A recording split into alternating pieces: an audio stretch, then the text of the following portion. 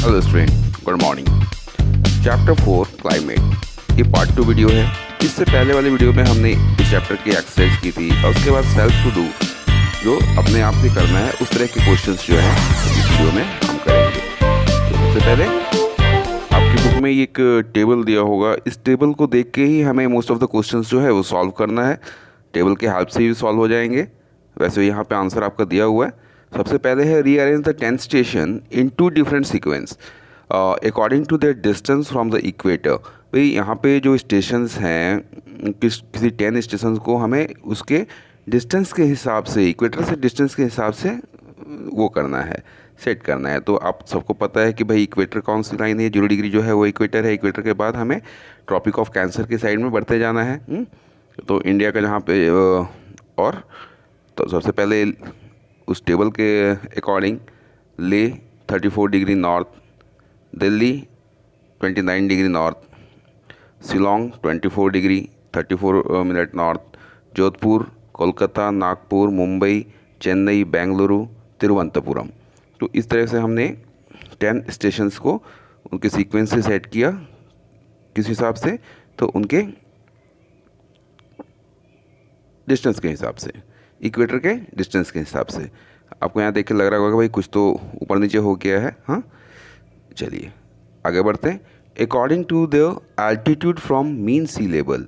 अब mean sea level से उसके हाइट के अनुसार, सी लेवल से कितनी ऊंचाई पर है उस प्लेस को हमने यहाँ पे अरेंज किया हुआ है। Kolkata, Chennai, Mumbai, Thiruvananthapuram 61 metre, Delhi 224 metre, Jodhpur 224 metre and Nagpur 312 metre, Bengaluru. इस तरह से सबका सीक्वेंस बना हुआ है। चलिए आगे बढ़ते हैं। Name two rainiest station. भाई यहाँ पे रेनेस्ट स्टेशन यानी कि यहाँ पे अधिक बारिश हो रही है, तो हमें रेनेस्ट स्टेशन को दिखाना है शिलोंग और मुंबई। शिलोंग में कितनी बारिश हो रही है, तो 225.3 सेंटीमीटर और 183.4 centimetre according to our table number 1।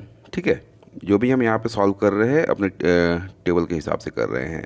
और 2 ड्राई स्टेशन, तो लेह और जोधपुर जो है वो ड्राई स्टेशन है, जहाँ पे कम बारिश होती है।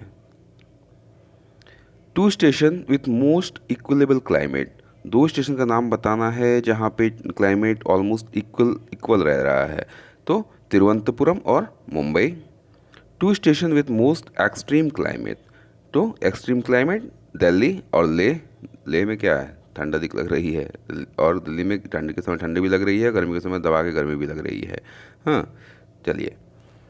2 station most influence by Arabian branch of south west monsoon. भाई तो 2 station most influenced by Arabian sea branch of south west monsoon are Thiruvananthapuram और Mumbai.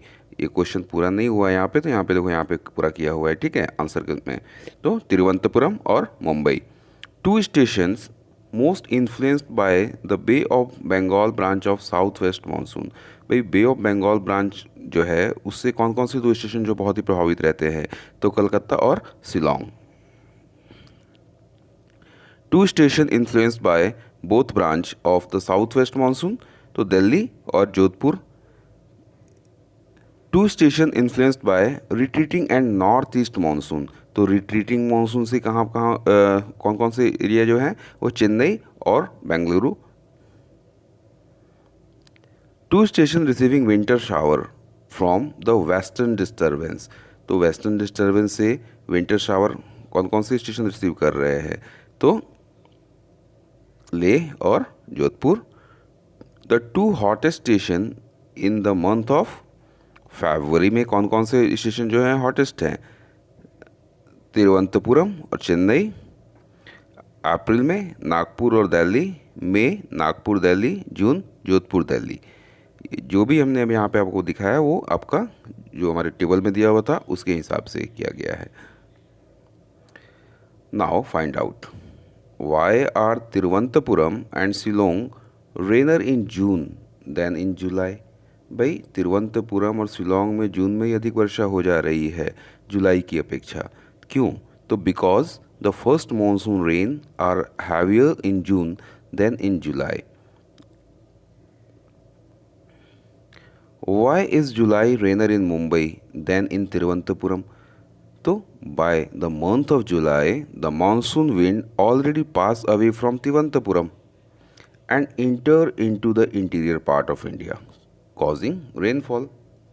Whereas in Mumbai, the monsoon wind rising from Arabian Sea continuously pours rain due to presence of western Ghat.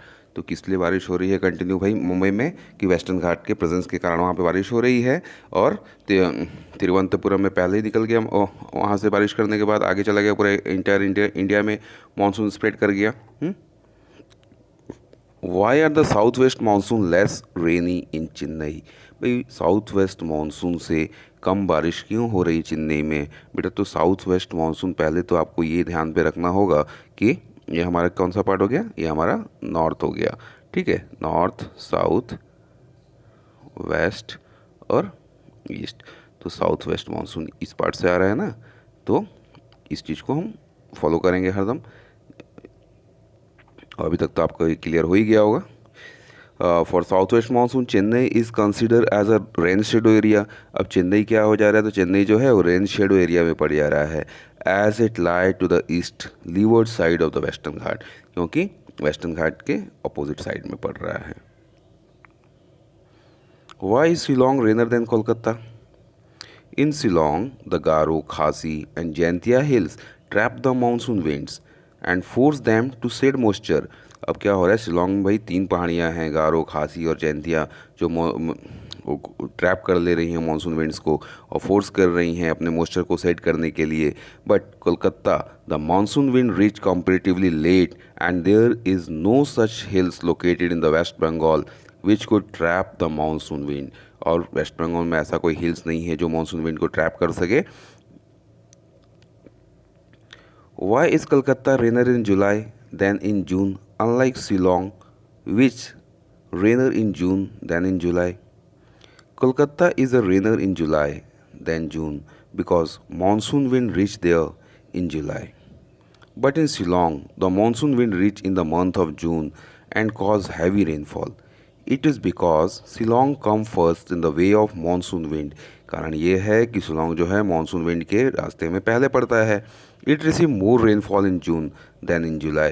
तो वो जून में अधिक rainfall receive कर रहा है जुलाई की अपेक्षा. In July Calcutta come later so it more rainier in July than in June. और कलकत्ता बाद में उसके रास्ते में आ रहा है, तो कलकत्ता बाद में अधिक बारिश रिसीव कर रहा है, अधिक रेनफॉल रिसीव कर रहा है. Why does Delhi receive more rain than Jodhpur? Jodhpur lie to the west of Delhi. It means the monsoon wind first reach at Delhi, then at Jodhpur, where they become almost dry. Delhi receive rainfall from monsoon wind as well as western disturbance. भाई दिल्ली तो दोनों तरफ से rainfall receive कर रहा है. कहाँ से? तो वेस्टर्न डिस्टर्बेंस से और मानसून विंड से.